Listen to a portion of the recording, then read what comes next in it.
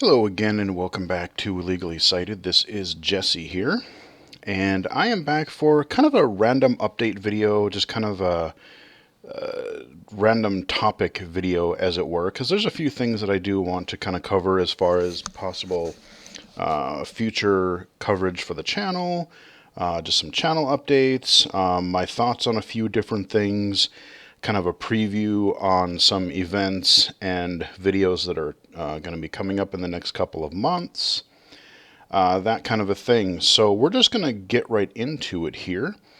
Thank you to everyone who has subscribed and watched the videos and liked them and left useful comments and things. For those new to the channel, I do unlock videos every Monday, Wednesday, and Saturdays. Mondays are your stream archive videos. I do stream currently over at Twitch. Not quite as often as I was for a while, but I do still stream there, usually on weekends, Friday or Saturday nights usually.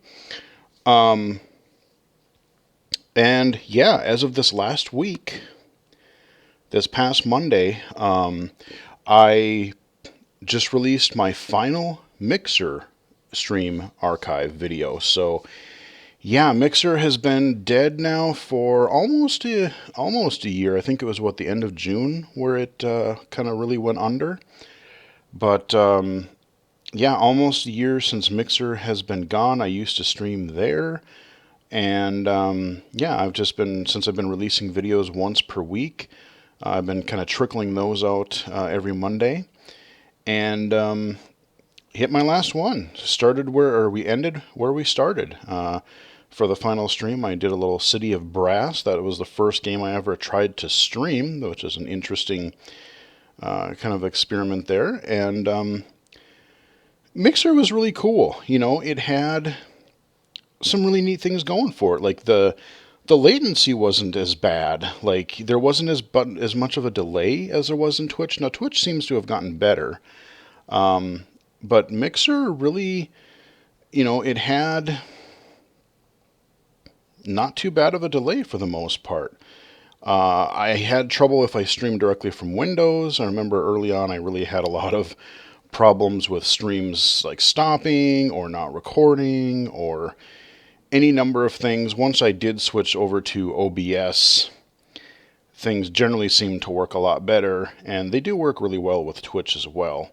The other thing that Mixer had going for it that I thought was really cool, that could be a really good accessibility tool, is the co-pilot feature, where like you could, I never actually used it, but I know other blind players did, and it's basically like you could use the co-pilot feature on Xbox and not even sure, maybe PC, where you could be with somebody in their stream and actually take control over their game. So like if you were, let's say, totally blind and couldn't navigate your way around a certain environment, you could kind of play the combat or play certain elements, but then if you got stuck, somebody could help you. And I know that there's been a couple of people specifically that I know have done some cooperative games like that. And it's a shame that that's sort of gone away. So RIP Mixer. And it was, like I said, it was funny because right before they announced that it was going away, it was I was literally just invited to be in some sort of like an insider thing. I didn't really know what was going to happen with it, but some of us got invited to this potential cool thing that was going to happen, and then poof, Mixer, they announced the shutdown, and it surprised the hell out of all of us. But so yeah, it's Twitch streams going forward now, archives going forward. But I do release videos Monday, Wednesdays, and Saturdays. So streams on Mondays. Wednesday and Saturdays is everything else. It could be an event update. It could be, hardware review, low vision spotlight, iOS accessible games or apps, PC accessible games, any number of stuff. And I have a couple ideas for things I might try in the future. So, you never know. Also, coming up pretty soon, not quite sure when I'm going to release this and another video. But when I did the PlayStation 5 hardware review and all that coverage a few weeks ago, I did say that I was going to cover some PlayStation 5 games. Well, the good news is I have a couple of videos recorded now, and so I will be releasing those probably pretty soon. I got one for Astro's Playroom, and I got one for Marvel's Spider-Man Miles Morales. So those two will be coming out. We have Returnal coming out today. So Sony actually finally has a pretty major exclusive. Both Xbox and PS5 are kind of slow on their exclusives right now. We've had a lot of delays. I know that Back 4 Blood got delayed. I know that Deathloop got delayed. I mean, there's been a lot of them, a lot of games that have gotten delayed to fall or next year. But there was a Sony State of Play literally yesterday as I'm recording this. And they did kind of a little gameplay spotlight of the new Ratchet and Clank game, which looks phenomenal, by the way. Holy crap, the graphics in that thing. I'm really curious to see how that looks. And with the 3D headphones and everything, just really curious to see how that's going to play. And what was really fantastic, toward the end of the gameplay highlight of the video yesterday, they actually acknowledged, they did a quick sizzle reel, which people broke down on Twitter that I saw. They did a quick mention that, hey, we want everyone, as many people as possible, to be able to play this thing. So we are adding a lot of accessibility features, and they just did this sizzle reel of a bunch of settings screens.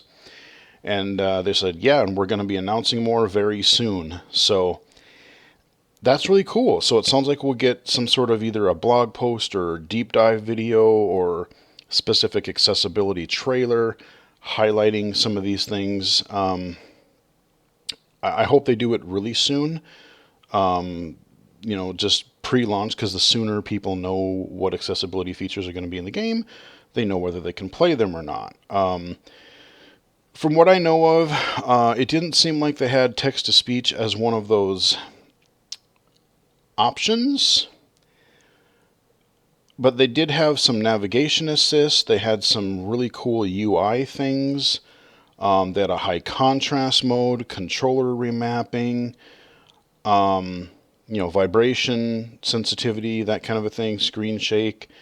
A lot of the stuff that you're really starting to see become standard. And I'm noticing that even more low vision-y stuff, like being able to change like the font size or the UI size, the objective markers, the crosshairs, aiming reticles, those things are kind of becoming a little bit more common.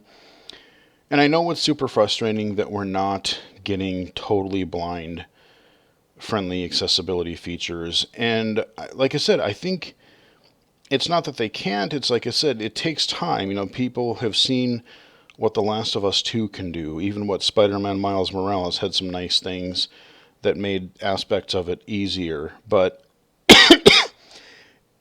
in order to make that work, like, there's a lot of work that goes into it. I mean, watch the Game Accessibility Conference session from last year where Naughty Dog talked about how they actually created the objective mapping. It's not like an automated thing. Oh, turn it on and boom, you're good. I mean, they literally had to go in and like set paths for every little thing. So like, oh, we're not going to go from like this part of the level to that part of the level. Oh, we have to, incrementally put like, okay, go around this car, climb up this ledge, go through here.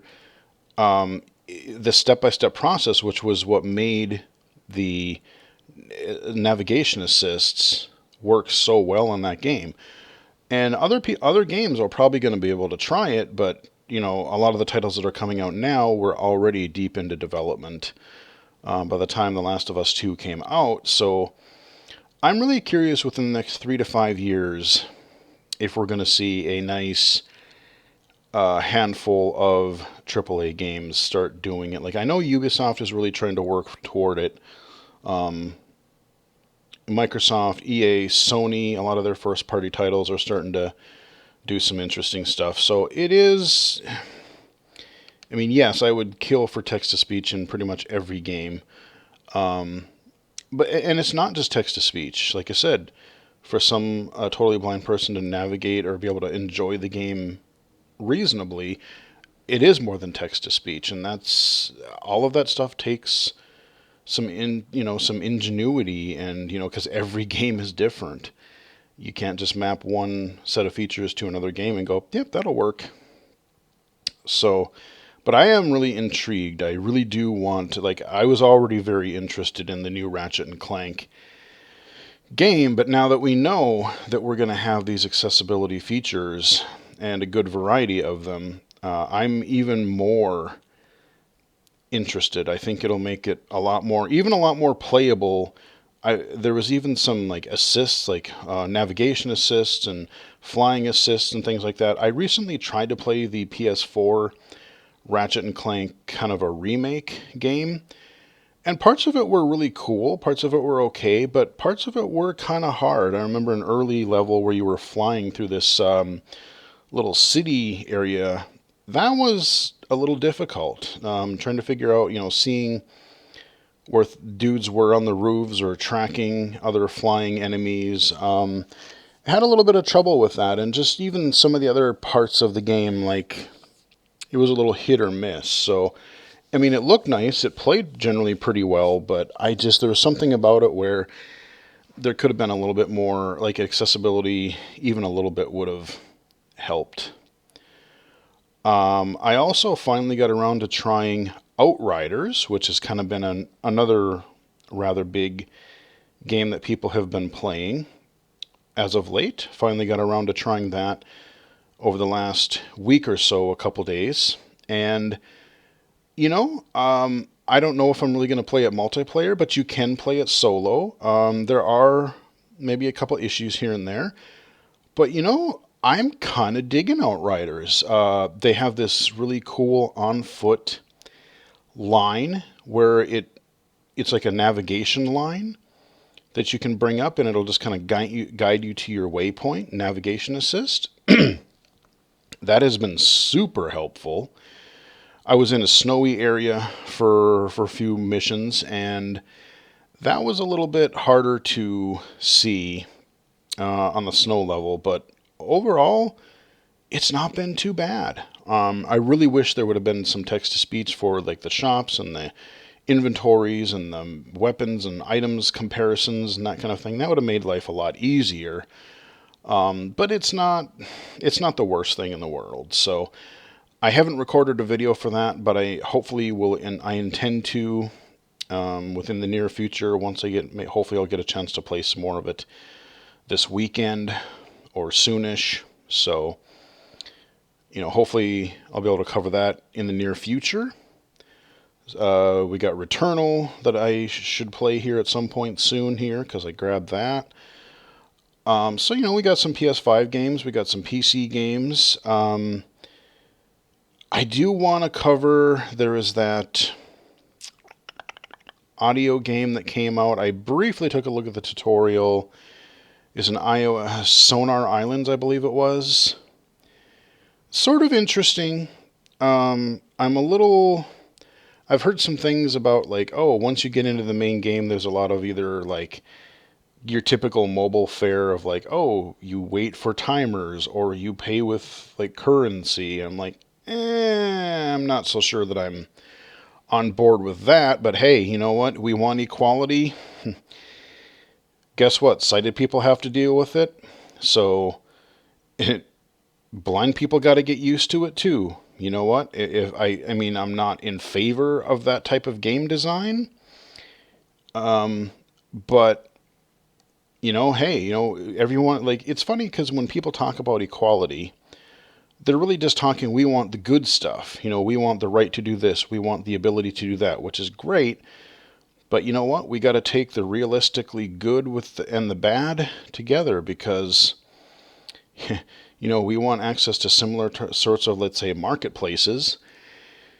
And the bad part of that is especially on the mobile side, that's the way the market is going. You don't buy a game anymore. You get a game, or you pay a small fee for a game, and then you pay little incremental, like, microtransactions. Now, I'm not going to say that it's good or bad right now, because I haven't gotten far enough into Sonar Islands to know if it's a big deal or not. I've just heard a couple of things. I will definitely let you know my full opinion once I play further into that game as well, and I will do a video for it. So, again, just be patient. I will try to get to play that here at some point in the fairly near future as well. But I'm intrigued. Like I said, the premise is sort of interesting. The mechanics are sort of familiar, a little bit different, but I'm intrigued to see what they do with it and how the different islands are different from each other. So we have that. I do have Air tags coming in the mail, hopefully today. So I will be getting those. I bought a 4-pack of those, trying to decide what I want to put them on. I want to see how big they are first. And my major complaint, even before reviewing them, is, like, I really wish that the air tags had some sort of, like, a little hole on part of them, like where you could thread them through, like, a keychain or something. No, you got to buy separate accessories, because that's just a so Apple thing to do. Well, we'll give you the core thing, but in order to make it useful, you have to buy other things, be it dongles or pouches or adapters or cables. It's like, really, Apple? Was that really necessary? So I have the AirTags coming. I did get a cheapo, like, keychain holder thingy, but that's not going to be here till middle of May. And I'm probably going to hold off doing a review on the AirTags until A, I get that keychain holder, B, until I get my other purchase that I just pre-ordered this morning.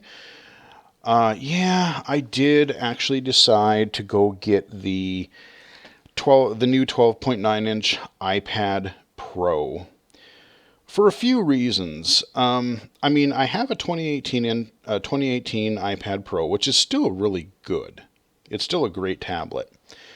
But what I've been doing the last several years, if you follow the channel, you know that I've kind of given my older iPads to my parents as I get new ones. Like, oh, I want to check out a new feature or new, whatever, use the new devices. So I give them to my parents, and they have become iPad fiends. It's kind of become kind of a Facebook machine for them. My mom uses a few other apps. My dad is like Facebook and YouTube, because he has this Hot Wheels collection hobby that he does, and he's like looking up YouTube videos on, like, Hot Wheels collections and whatever. And I think they've even used it for, like, looking up. It's cool because they're learning to use it as video. Like, they'll look up a video to like, oh, how do I put this together, or what would be a good way to fix this problem? Because my dad's a mechanic and farmer and does all kinds of things. So I guess he started looking up that kind of thing. So they do use them. And the one iPad, they both have one of my older iPads now, but one of them, the screen has apparently cracked or something. So it still works, but it's not great. And I don't think I don't even know if it can get iOS 14. I think it might not. So I'm like, well, I could give them my 2018 iPad. And the other two reasons that I really wanted to try the new technologies that are in the new 2021 iPad Pros, the LiDAR sensor, which, yeah, I'll probably get a new phone later this year, but I do want to play with some of the LiDAR sensor stuff, hopefully including the AirTags. Now, they say, I've read, and if anyone can confirm or acknowledge this, let me know in the comments. They say you have to have a phone with a LiDAR sensor, like the 12, I think the 11 or the 12 that have them. No, I think it's only the 12 and the 12 Pro. They have the LiDAR, but to me, Find My is on all of Apple devices. So if, they just say you have to have an iPhone 12 or 12 Pro model for this precise tracking of AirTags to work. But wouldn't that work on an iPad Pro, you would think? Because it's going to have LiDAR.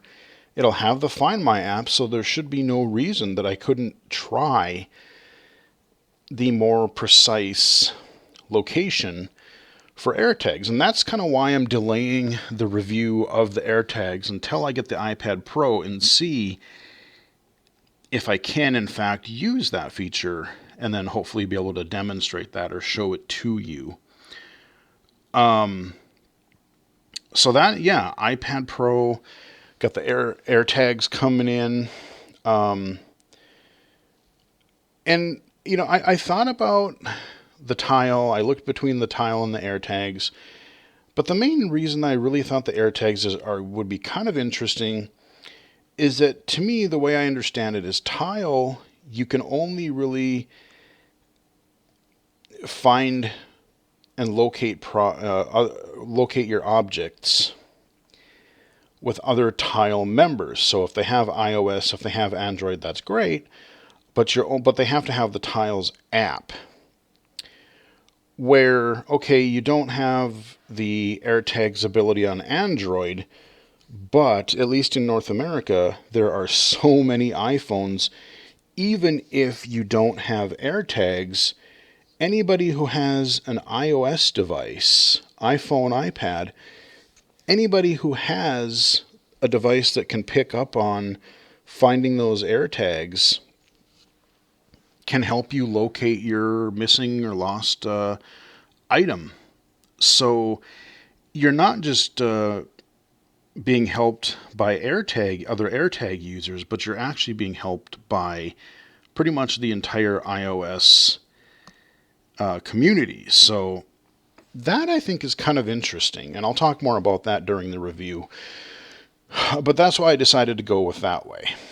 So yeah, we're going to get a couple hardware reviews.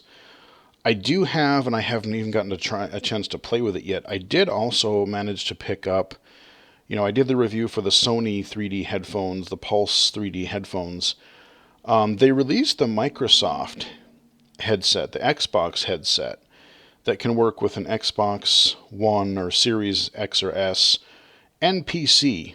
And, especially as I'm getting into more like game testing or play tests and consulting things, I don't know. I mean, I might end up getting a Series X at some point, but seeing as how I can use it with Windows, I'm kind of curious just to see how that works. And so I do want to take a look at that eventually too. Take a look at how that works. Apparently with Windows, you use the Xbox wireless adapter, which I have sitting over here because I got it with, I don't even remember what I got it. I got it with something that I purchased a couple years ago. But you use your Xbox wireless adapter, and then you just pair your Bluetooth Microsoft headset with that. And so I want to try that. So I got a couple hardware reviews coming out. So we got some PS5 stuff. We got some hardware reviews. Hopefully a couple of accessible games got recorded and going to record. So it's busy there. Now, Global Accessibility Awareness Day. I should have actually started with this. Global Accessibility Awareness Day is May 20th. So I thought about doing something a little bit different this year. If I don't have any appointments scheduled, I was considering taking that day off of work, which is a Thursday. And, let me know in the comments below if you would be interested in something like this. But especially as I haven't done as many streams lately, I've thought about doing at least 1 or 2 streams that day. And what I thought about doing during the day was kind of a combination of a kind of an overview, kind of an assistive technology overview of what tools do I use in my daily life. Like, what assistive technology do I use for the computer, for my phone, for my iPad? What other tools do I use for work, for independence? If you're thinking about school, what would be helpful? Because remember, I did a couple of videos in the past where, and I think I should probably do another one, especially as I get this LiDAR stuff and I can talk more about that. I did a couple of videos on, useful apps, useful iOS apps for independence. I've done a couple of those, and people seem to really like them for the most part. I thought about doing a video about that, but I almost think it would be kind of neat because, in addition to that, in addition to kind of giving an overview and just some overall tips and advice on assistive technology, I thought about kind of as people join the chat, join the Twitch chat, people could kind of ask questions, like, because I've had several questions in YouTube comments or on Twitter. What software do you use for this? Or how do you record your videos? How do you mirror your iPhone to your computer?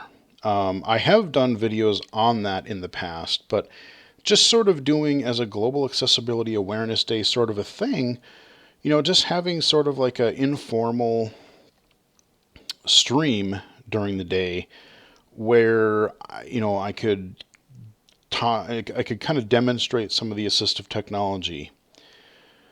Because a lot of people, don't even know that some of the stuff that's built in that exists, or you have NVDA for free. I can mirror my iOS devices to my computer and show apps, demonstrate them, just kind of all in one. People can sort of ask questions. So let me know if you guys would be interested in something like that for Global Accessibility Awareness Day, May 20th this year. And so that's something I am considering doing. And then if I did another stream, I thought about doing some sort of a gaming one. But, I don't really know what format I would want to do for that. Whether I just play a little bit of The Last of Us again, or if I, just covered maybe some of my favorite accessible or audio games. But I think even more important than the gaming one, I really sort of like the idea of doing this general assistive technology and apps stream, because I think that could be really helpful for a lot of people. Especially, okay, we're crawling our way out of the pandemic. We're getting there. Things are starting to open up. People are starting to get vaccinated. I've got my first shot already. I'm getting my second one next week. But even so, it's never a bad time to think about, whether you're just graduating high school or you're just in whatever stage you're at.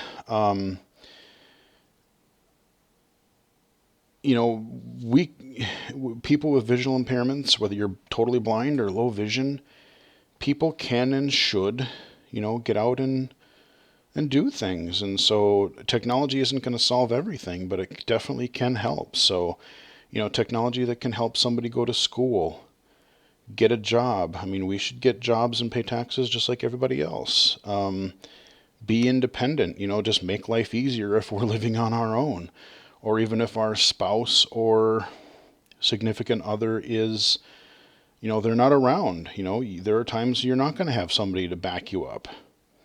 What do you do in those situations? So I'm kind of, just to try something different and do a stream, I'm kind of considering something like that for Global Accessibility Awareness Day. Let me know in the comments if you are interested in something like that. And if I can get the day off, it's something that I might just consider for this year. Then we got all the other events. Next week, we have the Ability Summit through Microsoft. It's free this year, so you can register to attend virtually. I'm going to try to attend. Like I said, next week I get poked for my second time, so we'll see what kind of 1 or 2 day T-virus thing I get as side effects for my second Pfizer shot. But, because I get that on Tuesday, and then the Ability Summit is Wednesday and Thursday, so yeah, I don't know. We'll see how that goes. We'll see how with it I am, but I intend to check it out. I think more the Vision stuff is, if I remember correctly, is on Thursday next week. So that is actually a good thing. But we have that. We have, I don't even know what else we have. I'm sure we've got some other. I think there's a Google event in May somewhere. And then we have E3 in June. Yes, there's actually going to be an E3. So that is, what is it, the weekend of the 12th, I believe? So I'm going to try to, once we figure out when the press conferences are and whatnot, I will either stream those, co-stream those, or do videos like I have in past years. I kind of like this streaming thing because then I can kind of take care of it live and not have to try to remember, well, let's see, they talked about this, that, and the other thing. The co-streaming thing is kind of fun. So, and I know there's going to be other things too. There's E3, but then Jeff Keighley's doing his Summer of Gaming thingy again. I think IGN might be doing something. So there's at least, I think, 2 or 3 different sorts of summer announcements, gaming events, and then you have the companies that just aren't going to be part of E3. Sony is not a part of E3. I forget what other companies aren't part of E3. Nintendo will do its Nintendo Directs per usual. I don't know if they're going to have one. It sounds like they're going to be a part of E3, so we'll probably get a Nintendo Direct sometime during that sort of press conference-ish weekend. So, like I said, there's going to be a lot to look forward to with that. So those are some of the things that are coming to the channel in the near future. Some of the things I've done, some of the things that I'm considering doing, some of the events that are coming up. And I really got to, like I said, there's a lot of videos that I do want to get recorded. It would be fun to do a couple more of the Geek Loot Spotlight videos. I haven't done one of those in forever, and I've got a few new items that I rather enjoy. But I'll leave that for when I cover the videos, cover them on video. Hopefully I'll be able to do that here fairly soon. I still would like to do a video for that Mario Kart home circuit remote control car, because that's just really cool. That is just a really cool, I had to have it. And you may have heard me talk about it on Twitter. I may or may not have done something extremely stupid. And I may have a really, really cool toy coming later this summer that I will probably try to do a video for at some point. But I'm not going to say anything right now. But yeah, that will be fun. So those are some things with the channel. Just a couple other random things. I know, Mortal Kombat is really popular amongst the fighting game community. So I did kind of want to give a few thoughts on the Mortal Kombat movie that just came out on HBO Now. So if you have HBO Now, I believe no HBO Max. I keep forgetting what the hell they're called. You got Go and Now and Max and Then and whatever the hell there is now. HBO Max, I believe it is. I did watch it, and so I can give my few thoughts on that here. I'm just trying to remember if there's anything else I want to cover before Mortal Kombat, because I want to leave a little bit of the spoiler stuff toward the very end, for the very end of the video, in case people don't want to see that until they've watched the movie. I know there were a couple other minor things that I wanted to maybe briefly mention, but I can't for the life of me remember what they are. I'm kind of just rattling off things off the top of my head as I think of them. But I think I've covered most of it, so if I forgot it, oh well, I'm sure there'll be some sort of a May update video and we'll hopefully cover it there. So Mortal Kombat, yeah. I have mixed feelings. Like, after I first watched it, I was like, yeah, this is pretty good. I definitely noticed right away there was a few problems that I had with it. But the action, the fight scenes, the fatalities, all of those types of things were generally pretty cool. Having thought about it for the past week or so, actually it has been just a week because it was last Friday, yeah. I'm a little more mediocre on the movie because I thought the characters were fairly well represented. Like, the actors that played them were generally pretty good. Like I said, the fight scenes were fun. The fatalities, some of them especially, were really cool.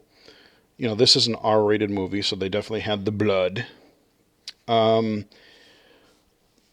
it kind of felt to me like I think it might have worked better as a mini series or something like that, or some sort of a series, because Mortal Kombat has, even like the first game, like the first 2 to 3 games, there are so many characters, and you could tell they were just scrambling to at least give a minimum bit of information of who these characters were and whatnot, but they had to rush through everything, and a lot of the overall plot seemed kind of disjointed, and you don't have to necessarily completely retell the way the original story, like from like the 1995 movie, or the sticking to exactly the lore of what was there for the original game. But I think the biggest problem that I had with the movie was that they really didn't need to make up a new character. The actor who played him wasn't necessarily bad. I just don't think he had a lot to work with. And I feel like this Cole person, I forget what his last name was, but this Cole person was new to the movie. He was like some MMA fighter that was sort of down on his luck or whatever, and then he got roped into this whole Mortal Kombat thing. But like, he was basically used as a newbie plot device for the series. Like, oh, people who don't know what Mortal Kombat is. Well, there's a new character, and we have to tell this new character all the rules and all the things between all the villains and main characters and Outworld. And so he was basically a plot device, in my opinion.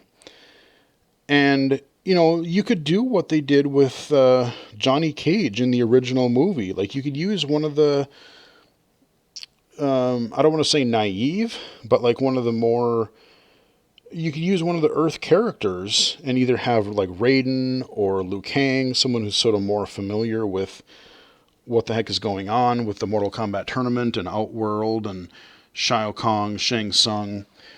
You could do that with existing characters in the movie, because I don't know about you guys, but if you watched it, by the end of the movie, I really still did not care all that much about Cole. Like, okay, they kind of made it like, oh, he has a family, he has a girlfriend or wife and daughter. But it just didn't, it was weird. Like, it just didn't really work for me too much. The other thing that was sort of weird was that I don't remember this ever being in part of the lore, but like and I should probably mention spoilers. This is going to be some light spoilers here, so if you don't want to know anything before watching this part of the video, go ahead and stop and watch the movie first before coming back. But like, so in the movie premise, the people that are chosen to be in this like Mortal Kombat tournament are born with these tattoos and these marks. So like they have the dragon tattoo. Yeah, the girl with the dragon tattoo. Ha ha ha ha. But they have these like Mortal Kombat tattoos, and then unbeknownst to them, once they start training with Liu Kang and Kung Lao and Raiden, not only are they chosen with these marks, but apparently they unlock X-Men powers. That's how this works, is you get your symbol and then you get like X-Men powers, like lightning or a laser eye or fireball or something. And if you kill, I guess, I don't know, not always, but like if you kill someone who has the mark, then you inherit that mark. Because that's what happened to Sonya when she got rid of Kano.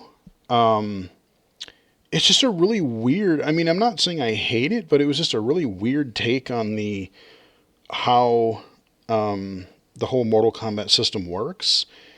And what I also thought was interesting is that this first movie, to me, it couldn't decide whether it wanted to be the plot of the first game, kinda. They had little elements of like Mortal Kombat 1 and 2, because Jax wasn't in part 1. He was only in part 2. They took weird characters, that kind of deep cut characters, like I forget that Bat Lady or whatever, that flying chick. I don't even remember what game she was in. I couldn't even remember who that character was. But like Cabal, actually, he was in 3. Melina, she was not in 1. She was in 2. Oh, there's another one from MK4 that he was in there.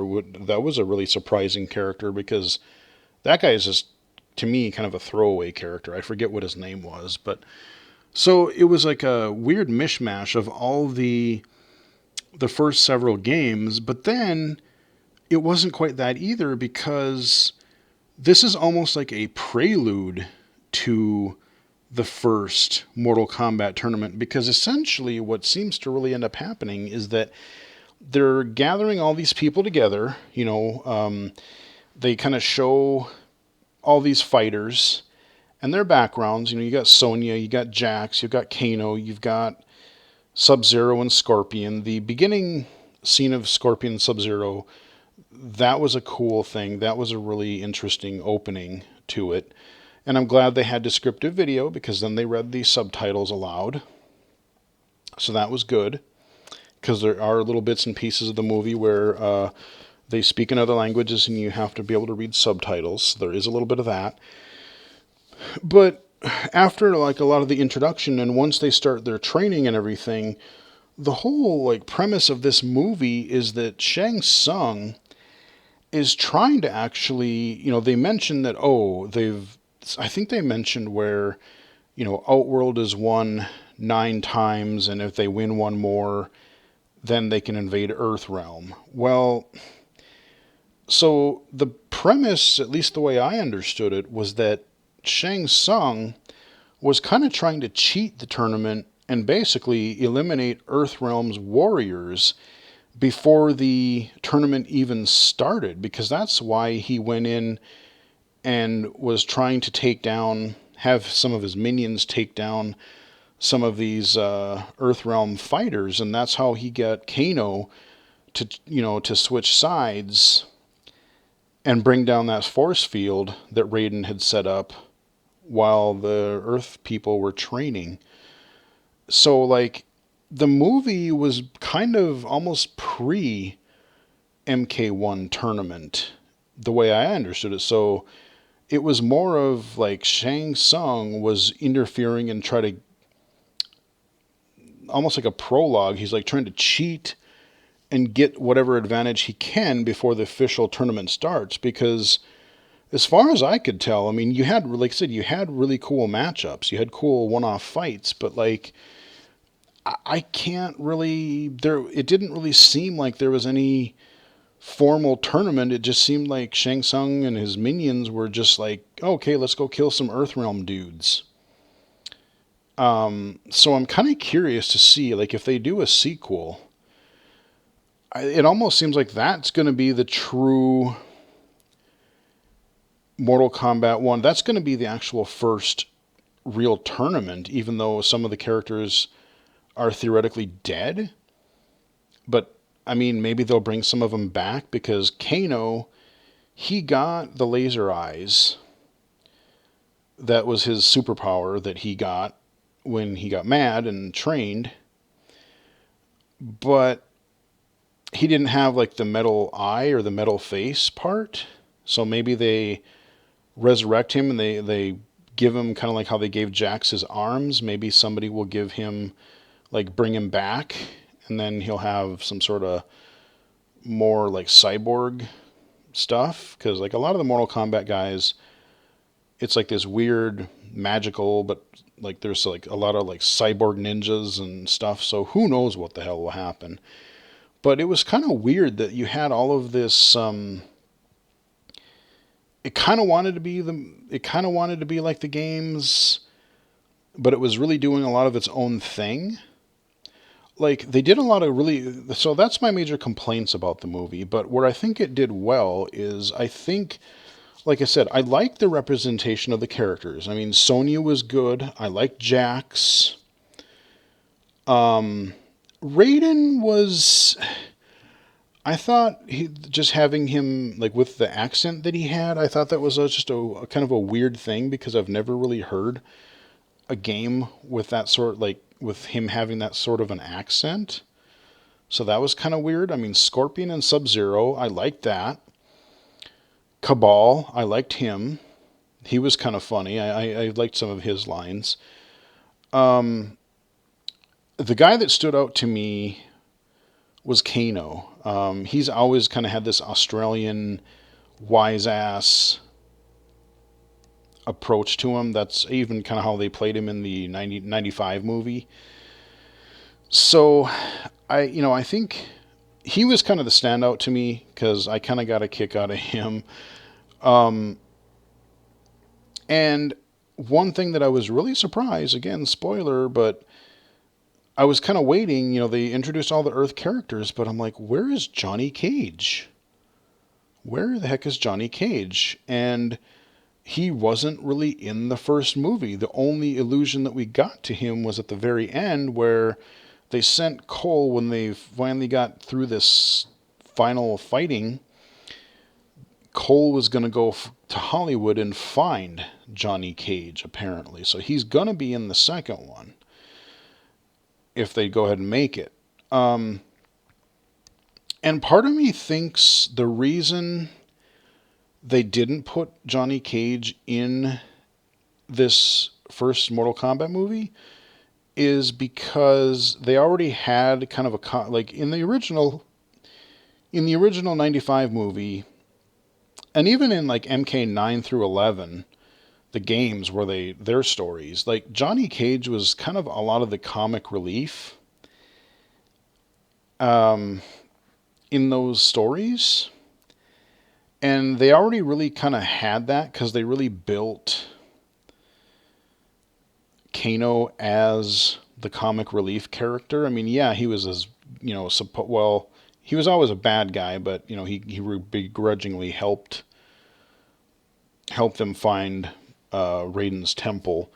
But he was kind of played for comic relief in this movie, and if he had to basically compete against Johnny Cage for that comic relief character, it probably wouldn't have worked, or it would have been too cheesy.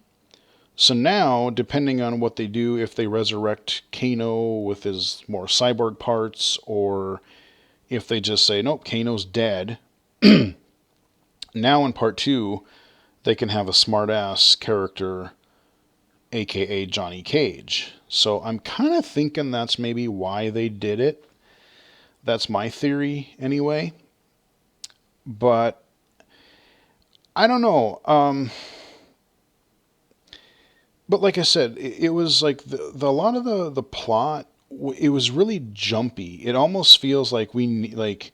I know it's the trend right now. Everyone's got to do the Snyder cut or the director's cut. That's been a thing for a while. But either this whole thing should have been a series with seasons, or a longer movie, because they tried to cram so many characters even in this first one.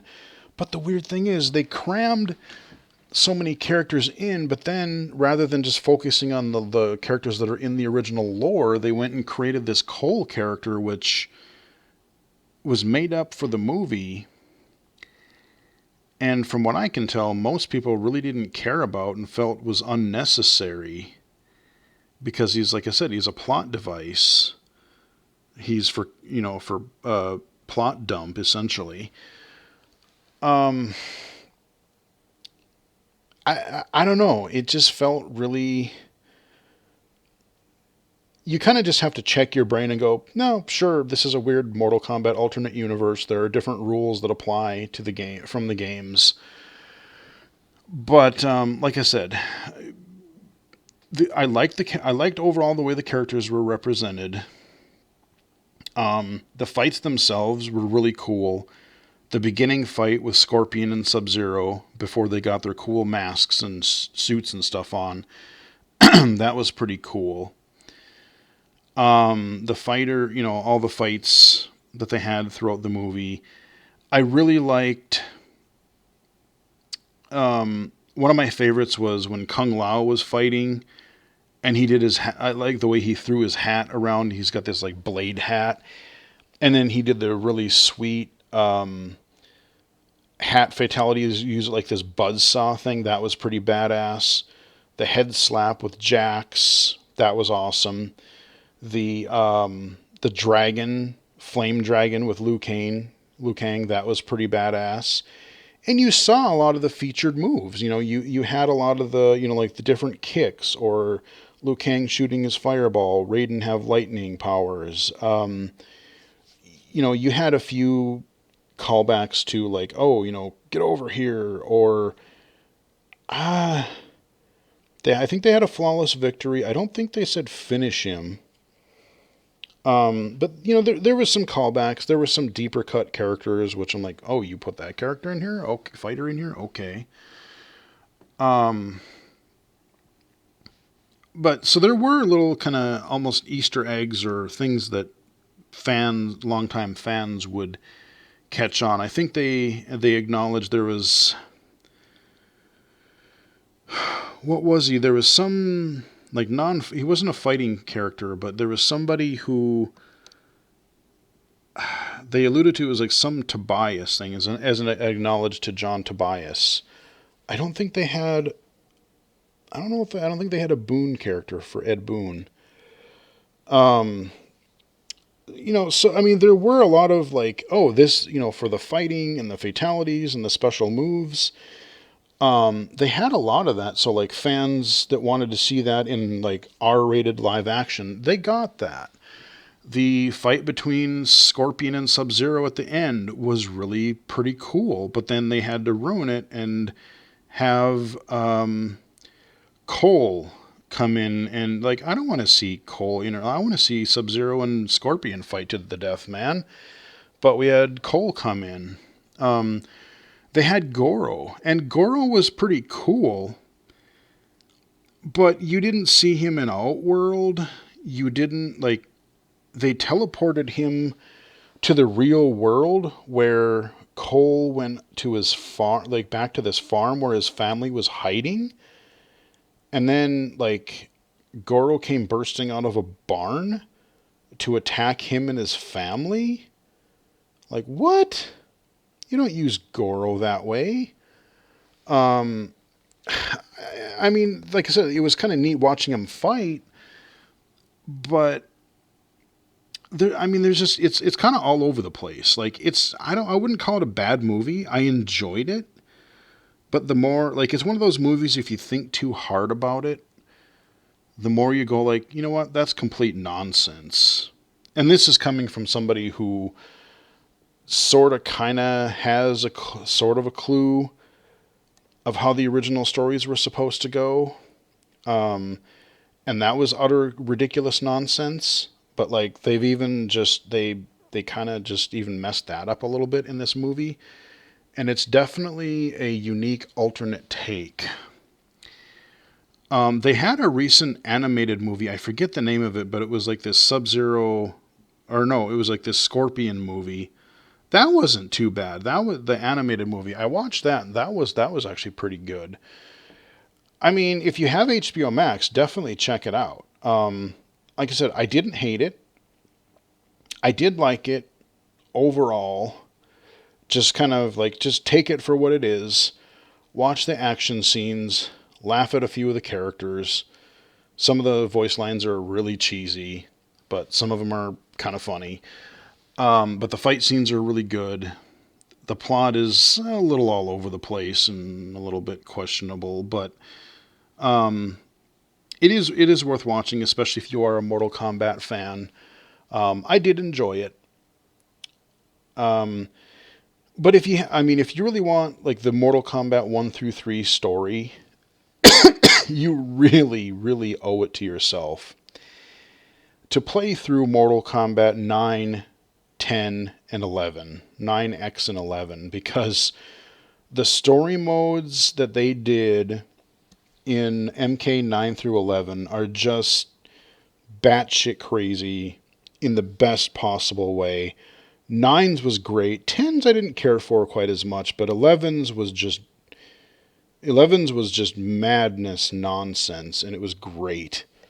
So, I mean, if you want, you want to play a fighting game that has a totally ridiculous story that isn't just some wall of text at the end of a ladder.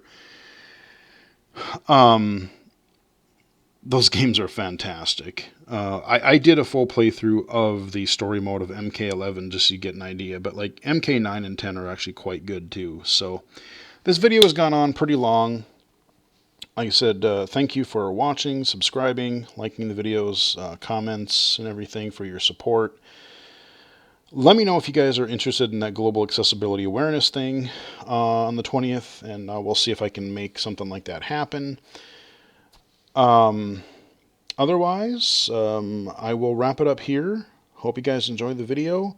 Follow me on Twitter at BGFH79, twitch.tv/illegally-cited, illegally-cited.com, and right here on YouTube. And so, until next time, I will chat with you guys again later.